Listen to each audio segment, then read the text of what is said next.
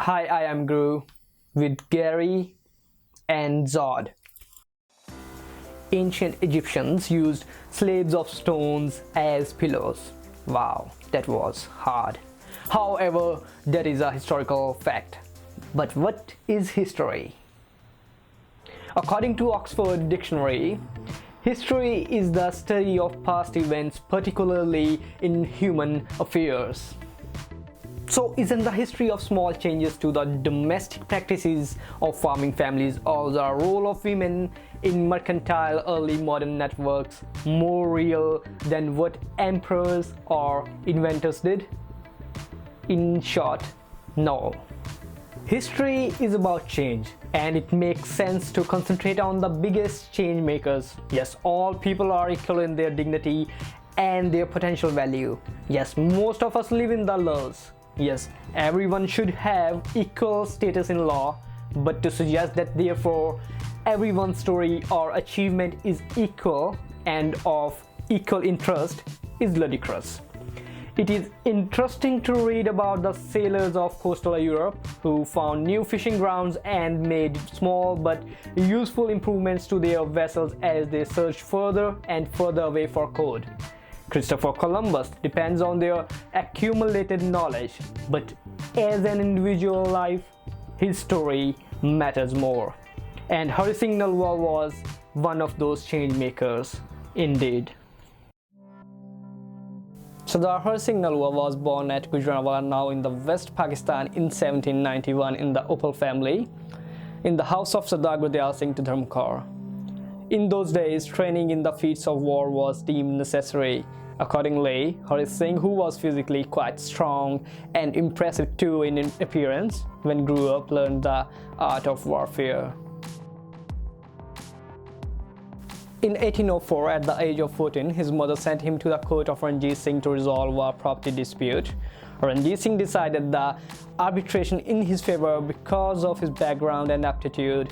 Singh had explained that his father and grandfather had served under Mahar Singh and Chera Singh, the Maharaja's ancestors, and demonstrated his skills as horseman and musketeer.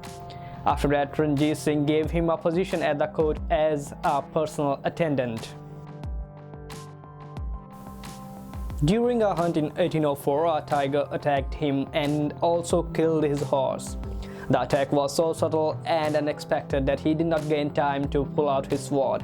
So the Singh Nalua faced the crucial situation with such boldness that he managed to catch hold of the jaw of the beast forcefully with his hands and pushed it away with the press of arms, arranging thus to kill it with his sword. And that is the reason Singh is called Nalua and not Uppal. Singh Nalua's significant military campaign was that of Kasur in 1807. Sikhs laid siege for 3 months, after which Qutbuddin Khan surrendered. Singh Nalua, of course, was the first march inside the city gate of Kasur with his division called Sher Dil Rajman. The troops under him caught Qutbuddin alive and presented him before Maharaja Ranjit Singh. Ranjit Singh nominated Singh Nalua to take Sialkot from its ruler Jiwan Singh in 1808.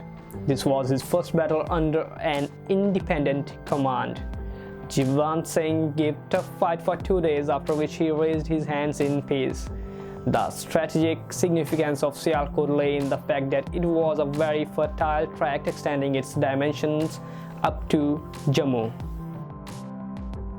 In 1814, Singh forces defeated Kashmiri's forces. Shah Shuja gave Ranjit Singh Kohinoor diamond. From that day on till his death, Maharaja Ranjit Singh wore that diamond on his right shoulder. It was his pride. Singh Nalua was appointed governor of Kashmir. Immediately, he ordered to ban cow slaughter. Such was in fact that to this day, Kashmiri Muslims don't eat beef. Jizya, the tax which Hindu and Sikh population had to pay to their Muslim rulers for not being a Muslim, was abolished. But no matter what, Singh Nalua and his forces never destroyed any mosques or abducted Muslim women, etc. From Attock to the Khyber Pass, series of small forts were built under Singh Nalua to keep Afghans in check. The most important part of this fortification was to put a complete halt at invaders who had attacked India entering from Khyber Pass in west, starting with Greeks in 500 BC. So after 2300 years of constant defeat and humiliation of Punjabi and Indian people, Maharaja Ranjit Singh was able to totally shut down the historic route of invasion into India. In 1822, Dost Muhammad Khan and Jar Muhammad Khan were able to expel the Maharaja's nominee Jahan Dad Khan from Peshawar, and thus another expedition was undertook by Punjabi forces. This time the forces were being led by Sardar Singh Nalua. Dost Muhammad Khan managed to reconcile by paying a handsome Nazrana to Maharaja and by accepting the submission to Khalsa kingdom rather than to Kingdom of Kabul.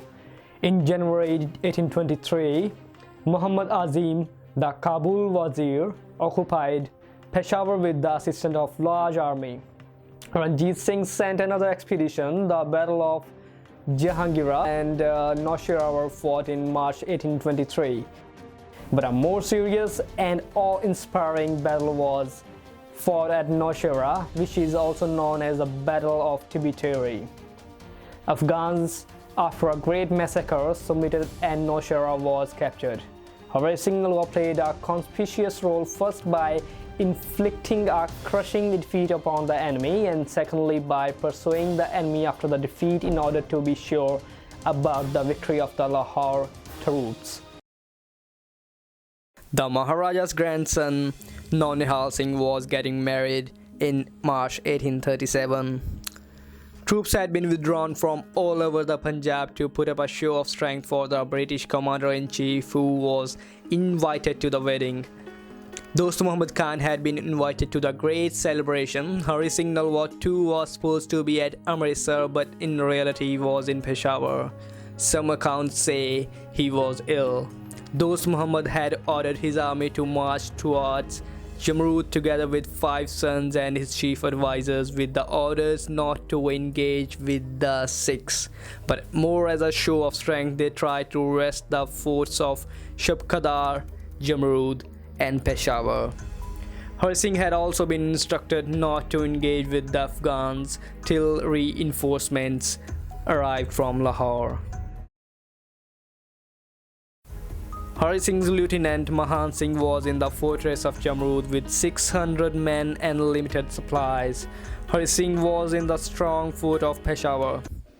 He was forced to go to the rescue of his men, who were surrounded from every side by the Afghan forces. Though the Sikhs were totally outnumbered, the sudden arrival of Hari Singh Nalua put the Afghans in total panic. In the melee, Hari Singh Nalua was accidentally wounded. Before he died, he told his lieutenant not to let the news of his death out till the arrival of reinforcements, which is what he did. While the Afghans knew that Hari Singh had been wounded, they waited for over a week doing nothing till the news of his death was confirmed. By this time, the Lahore troops had arrived, and they merely witnessed the Afghans fleeing back to Kabul. Hari Singh Nalua had not only defended Jamrud and Peshawar, but had prevented the Afghans from ravaging the entire northwest frontier. The Afghans achieved none of their stated objectives. The loss of Hari Singh Nalua was irreparable, and this Sikh victory was as costly as a defeat. A popular 19th century British newspaper published that if he had lived longer and had the sources and artillery of the British, he would have conquered most of Asia and Europe. For decades after his death, Yusufi women used to say, Hari Singh is coming to frighten their children into obedience. Thanks for watching.